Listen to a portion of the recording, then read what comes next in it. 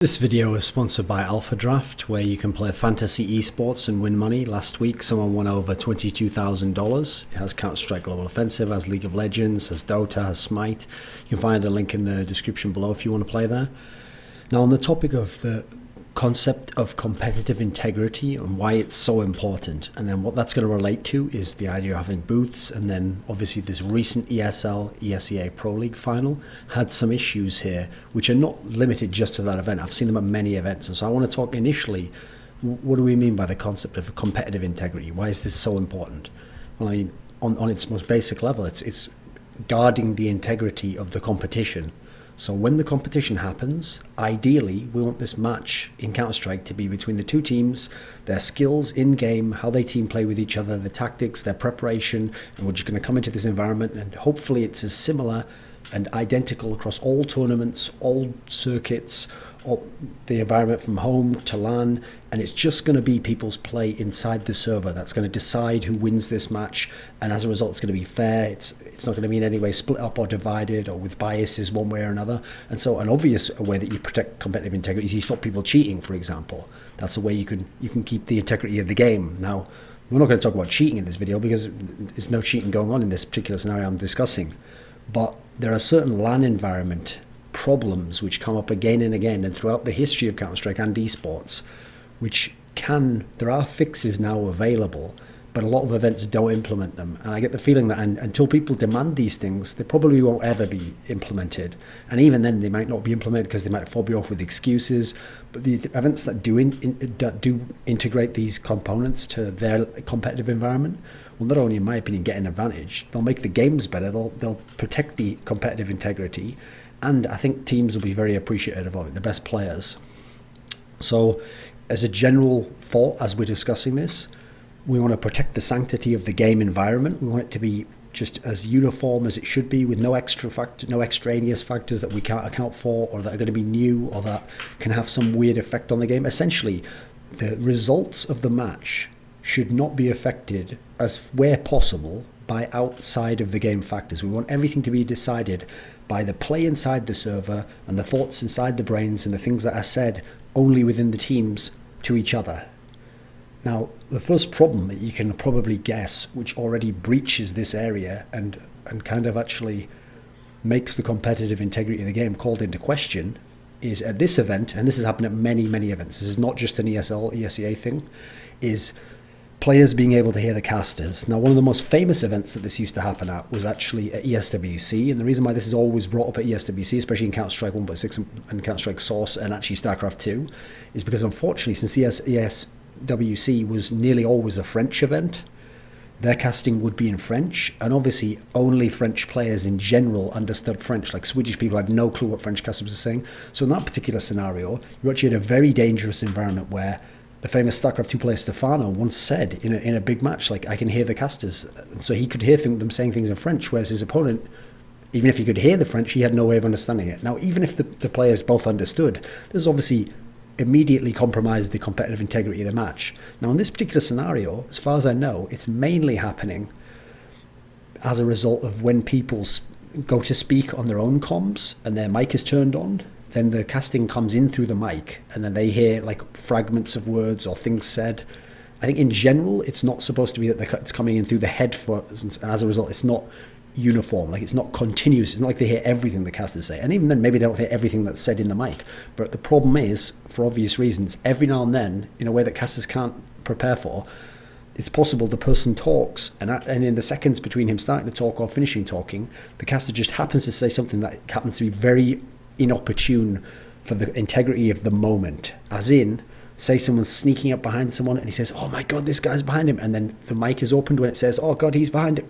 If he even just says, oh god, behind, and he's in a 1v1, it's very unlikely, let's face it, that's not going to in some way influence the player who's heard that. If he knows that, well, I'm not behind someone and there's only 1v1, you can see an obvious situation this could happen in. So actually, in one of the matches here, which ended up being an upset win for CLG, the CLG players themselves, there's a video of it on Fragbite. In fact, I'll put that in the description below if I remember. They said, hey, we can hear the casters. Like, oh no, Fnatic. What's funny is they were worried, oh, Fnatic can ghost against us. yeah, this is a real issue. There was actually a League of Legends example where something even worse happened, where at the Season 3 World Championship in late 2013, the famous North American team TSM, and it was on home soil in LA, the top laner Dyrus, who was a fan favourite, and TSM had a lot of fans, he was about to be ganked top lane by the enemy jungler, and an actual fan from TSM shouted out like, "Dyrus, quick!" or something like that, or "Dyrus, gank!" Whatever he shouted out, it made it like very obvious, because it was actually early on in the game, that like, well, there's only one thing can be happening if I hear that. And unfortunately, at the events that I'm talking about here, at that particular event, again, both of these events, players are actually in a position where they're just sat with headphones on, and now someone might in ears, and yes, there'll be white noise in the headphones. This is all great, but the problem is that only affects you hearing things out there. The problem there is obviously when you turn the mic on, you're going to get the casting. There's nothing around that. There's no white noise around the mic for obvious reasons. There's nothing covering the mic and protecting it. So you're going to speak it. So when they turn the mic on, nothing. The headphones do nothing because the sound's coming in just directly through the mic piece. And so that's when this can happen.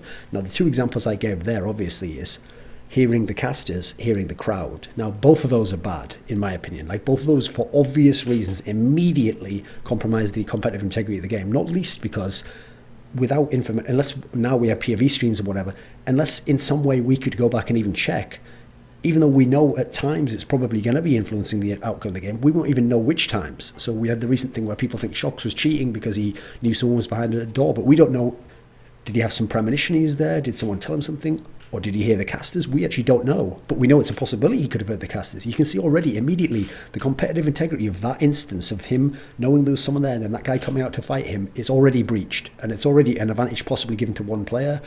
There's already a lot of problems you can see starting to raise themselves when you think about this concept.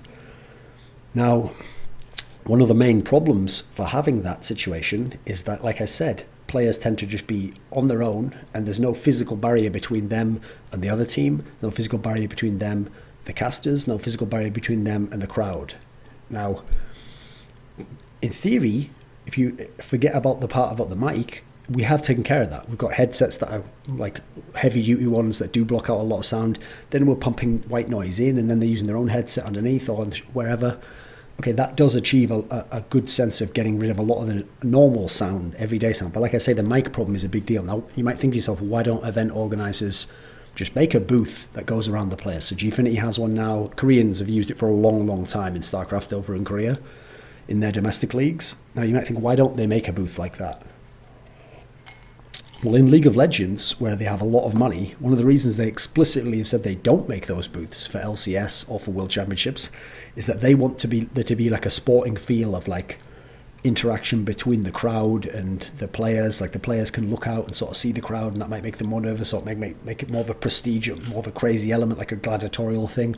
And also in theory, they can hear the roar of the crowd to a degree, like a little, not that they can hear words, they don't want that, but they can hear some aspect of the crowd, so they can sort of hear like, oh, like you would at a game, and get revved up, or the opponent's chanting against you, all the sort of sporting things that we associate with it. The problem with this is, again, the competitive integrity of the game is, first of all, it's different in video games from real sports, and secondly, the way it can be influenced is very significant from how it's usually going to be in real sports. In terms of, well, for start off, in general, you're not really hearing the casters in real sports, are you? And you also, there's not that same component of like surprise element, because in Counter-Strike especially, and games like StarCraft, there's this unknown knowledge aspect where most of the time until you battle, you're not seeing the enemy, and it's very important to guess and be able to visualize and conceptualize where he is on the map. This component almost doesn't exist in almost any sport in terms of the major sports we're thinking of when you have these crowds looking at them, etc. So as a result, it's not enough to say, oh, well, in these sports it's really good to have that aspect, therefore let's have it in esports. Esports is quite different. It has to be treated its own separate way, and rules tailored to it to protect its own competitive integrity. So building a booth would immediately get rid of hearing the casters and hearing the crowd. Now, you might say to yourself, well, will it though? Because actually there's been stories in the past where some booths weren't very well built, and you could still hear a decent amount of noise through it, and sometimes you could even still hear like crowds and people, like vibrations if people were really cheering loudly. Okay, first of all, and any extra layer is helping the competitive integrity, hopefully. And from what I've heard of the Gfinity problem, what they've got booths now, which at their last event, I think it was actually at the Spring Masters 2, where they told me that they'd now gotten the booths so good that you really cannot hear anything when you're in there. Like if there really was a lot of noise, you might get some vibration, but you definitely can't hear like things from casters, and you can't hear things from the crowd if they shout it out. So that sounds very excellent. So that sounds great if that's the case. So I think booth would help immediately with hearing the crowd and hearing the casters, get rid of that problem. Now then, another problem, and this one's existed for a long time. This one's worse actually in some way than the other one, is this trick which now Jordan Nothing Gilbert brought up at this tournament, but has been long known amongst pros, which is at events where in any way either you're facing the opponent, like your PCs are back to back, like I'm on this side, he's on this side, our row, and we can look over and see each other, or events like the ESL studio where it's like a curve that goes around, and so players over here can look diagonally across and see their opponent. Any event where you can see your opponent's face while you're playing. Now again, thinking from a sporting sense, people are thinking, oh, that's great because I can sort of look at you and see you, and like it'll be like a really intense warrior like vibe, ethos going on there, like a gladiatorial spirit again, and hey, maybe I can even trash talk to you, like, hey, I'll kill you, whatever. Now that's true, I can see what positives that would bring. The problem is there's this trick that's long been known, which is that in Counter-Strike, again, a lot of the game is posturing and positioning and getting into spots where the enemy doesn't know if you're there, but you might be there, so does he pull away and go over to the other side, or does he gamble and stay here? That's a big part of the game, and the decisions you make there should, in a competitive environment which has total integrity, be decided only by the skills or predictive powers or visualization of the player and his knowledge and understanding of how the game works. Unfortunately, in a LAN environment like the ones I'm describing, there's a famous trick where, say you're playing bomb site A on cache and you're CT, and you want to know, is there anyone sitting inside the sort of lobby area getting ready to come into the A site? Well, if you throw a flash in normally, you get nothing from that. Okay, maybe you hold them back 2 seconds, but you don't know if anyone was flashed, if anyone was there. You haven't gained any information. Now, in these sorts of environments, if you throw a flash in there and you look at the face of one of their players who usually is the entry guy for A, and he gets flashed at exactly the moment your flash goes off, you instantly know exactly where he is on the map. And yet he doesn't know necessarily that you know where he is exactly. You might have been doing that as a fake, remember, you yourself are just doing it to delay. And so you've got this unfair information which is immediately compromised and in some senses broken open the competitive integrity of this environment, because that should not be able to happen.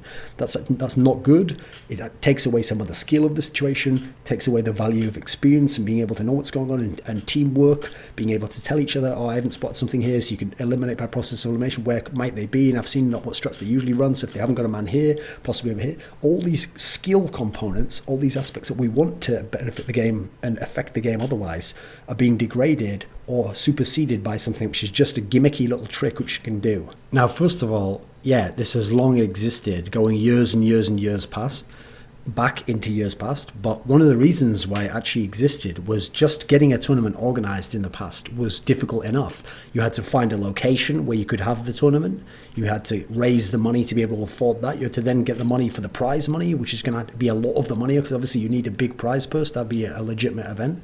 And so logistical and financial concerns mean that, hey, maybe you can't build a booth, or maybe you can't control some of these factors of how close the casters are, or how close the crowd is, or what the stage setup looks like. Maybe you're just being given some trade fair space. These concerns made a lot more sense back then than they do in an era now where people have studios that they're taking events from, and where they're building circuits that they're building up in terms of, you know, we're going to have it here again and again, and we're always going to be in these locations, and we're always going to be partnered with these particular locations or venues. And obviously the money is going up in terms of not just the prize money but the production values, and then you add in the scope of the game getting bigger, and now getting partnerships with actually game developers. In this sort of a world, now we do need to look at how do we strengthen up the competitive integrity and get these boosts and get these environments and get rid of some of these problems, because you can see that all of these aspects are like minefields in terms of the problems that they can cause and how they could affect an individual moment. And in a game that ends up being a 15-14 game, this could mean the difference between that tie or that overtime and that loss or that win. And you can't allow that in a competitive environment, because we don't want these special moments to be called into question for something that, if you're just watching the game, you wouldn't even have a clue what could have affected that. But really, it was some out of the game moment which could be controlled at this point in time. Now, first and foremost, there's also a very key criticism I often hear whenever you mention any scenario, whether it's like the ping's really high in the game for both teams, or it's really noisy, or it's really hot, or it's really cold, or people can hear the casters, or people can hear the crowd, or people can see people's flash faces. There's this really poor line of logic that people always say, which goes, both teams have the same advantage. Like, first of all, that's irrelevant. Like, if both teams install wall hacks, that wouldn't mean, we'll just let one team keep wall hacking because the other ones install wall hacks as well, so that's perfectly fine. That would be a ridiculous scenario. It's the competitive integrity of the game. It's not particularly one team or the other. We're trying to make the game as similar to the environment it should be as possible, and not affected by outside factors that the game shouldn't be. Again, same with high ping. Like, some people are going to play better on high ping than they would not on high ping, but it's not supposed to be a high ping environment. So in a scenario where it's not, and that is obviously a problem, we have to address that. We don't just say, well, since it's the same for both people, it should be that way. Again, esports is different from real sports in that sense. Sometimes in real sports, maybe you have to have a game on a field on a specific day where it rained before and it's terrible conditions. Yeah, in that scenario, you have to go with the logic of what has to take place, therefore both teams have the same conditions. In this particular situation, a lot of these are optional. We can find ways to fix this, but unless you decide that it's a problem, you're never going to fix it. You're just going to leave it like that. So it's not enough to just say that both teams have the same advantage or same disadvantage, whatever way you want to see it. Neither team should have any advantage in that possible sense, whether it's equal or not. Now, these problems, or similar types of problems, have always existed. Some of them we've been able to overcome with technology, actually, and with the advancements of esports. So I'll give you a couple of examples. Some really famous ones from CS 1.6 is that when the first TFT and LCD monitors, the thin ones, came out, as we were transitioning from the era of the CRTs, first of all, most players, because it was superior at the time, CRT technology, still used CRT monitors. And so then when they would start going to these LANs, they started using the TFCs and the LCDs, mainly because they were sponsored by certain companies to use those. And obviously that was the new technology, so that's a way to get sponsors on board. You would have to use them. And what people found out early on was it was quite different how flashbangs affected you. Like, flashbangs seemed to last longer because of the effect of the screens weren't very good and the refresh rate was quite poor. It felt like flashbangs were more powerful when you used them at these LANs than they would have been at home on the 120 Hertz CRT monitor. So that was an immediate problem, because now in LAN tournaments, flashes were more effective in certain aspects and in a different way than they normally would have, and not would have even in a room that you had your choice of monitor. Then there was another one, which was when you played a lot of the events in 1.6 from about 2006 to 2010 were nearly always at trade fairs. And at these trade fairs, you would have one section where the tournament was taking place, and all the rest of the event would be other booths and other exhibitions. And the problem was some of those like to blast out like rave music, or have big contests where they're shouting stuff on a mic and people are queuing up to get a t-shirt, or even just video presentations, and some of that sound's going to come in. And at some of these events it would be really loud, and even just the buzz of people walking around it, when you have like 2,000, 5,000 people in a room all milling around, just that level of buzz in the background's gonna get into the players. And so unfortunately when that would happen, it would make it a lot harder in CS, where it's very important to have good control of your sound, to hear footsteps. And so as a result, on certain maps like Train is a famous example, where normally you would have heard someone and using that sound you would have been able to reposition as a CT. Instead, now terrorists in certain scenarios could just rush, kind of almost oblivious to the fact that you might have heard their footsteps, because it was very unlikely you would pick it up. And so a lot of coordinated rushes and brute forces became more viable on LAN than they would have been at home on CRTs, or in the past when it was CRT tournaments or past tournaments that weren't in trade fair environments. So in these scenarios, again, the ones I'm just describing, these were real problems that did compromise the competitive integrity of the game. Now in these scenarios though, again, these were often situations where there's nothing really could be done about it, because to have that tournament and to have it feed for this much money and to be in this circuit and to be in this country, maybe you had to put up with some of that. There wasn't a lot you could do. But again, now, the reason why I'm making this video is because now a lot of these things can be overcome. Now, the key point I want to make is this isn't just about ESL or ESEA. This is also about tons of other tournaments. DreamHack, what else would there be? I think CCS wasn't in booths. StarLadder isn't. In fact, almost every tournament I know doesn't take place in a booth. I think Gfinity is one of the only ones that does. And I've worked a lot of these events. I've done StarLadder, I did CCS, I do DreamHacks. What else did I name?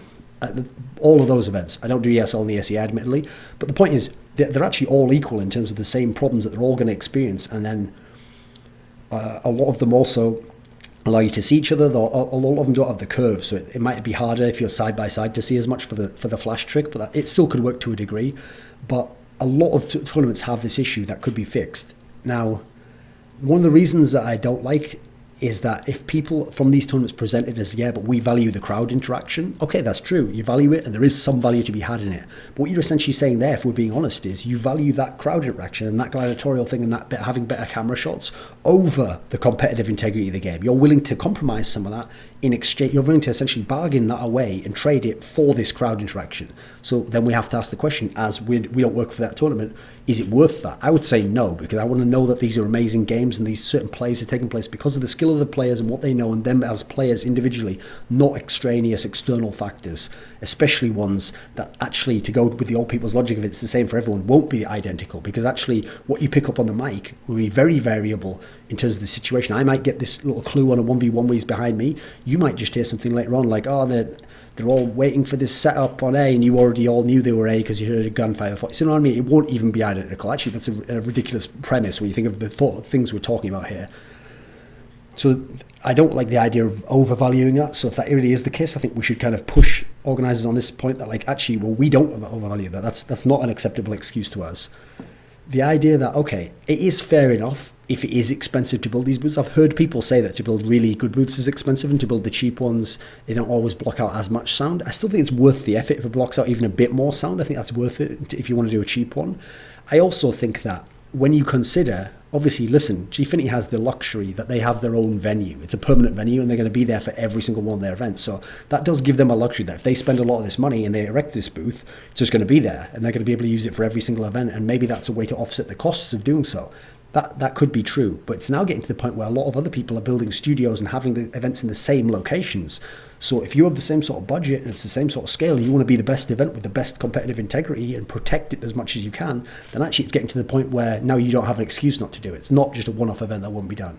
I mean, this is all part of the reason why the Koreans were so ahead in booth technology, even though I don't know how amazing theirs was because I didn't go in myself, is because they would have their offline tournaments all in Seoul, all at the same studio every single week. And so they built the booths, and I've been there now, and the same booths are there from 2 years ago as are there now, and they're not taken down after each game day. They're there with all the lights off, just a booth inside an empty studio for the days where they don't play. So again, having this permanent venue definitely helps. So this is an area where I don't expect things to be fixed overnight. Gfinity's case, them doing it, I'm not even sure what spurred it, but obviously it's helped things. It's made things a bit better. It took them a few events to figure out a lot of the kinks in their thing, but now they've gotten to quite a good place.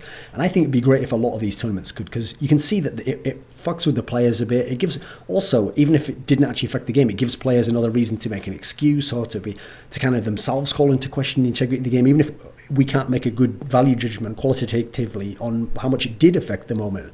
So it'd be nicer if we could just get rid of all this, especially with the money and the scope and the scale of the game getting bigger. Let's make this a key point so we can make the games just decided by the skill and the teamwork and the team play of the teams involved. Hey guys, this is Patrick Carnes-Sattermoon. You might know me as the guy with the most IM medals in the world, or something like that. I'm also the CGO of Fnatic, and you're watching Duncan Thorin Shields YouTube channel. Yeah, pleasure being here.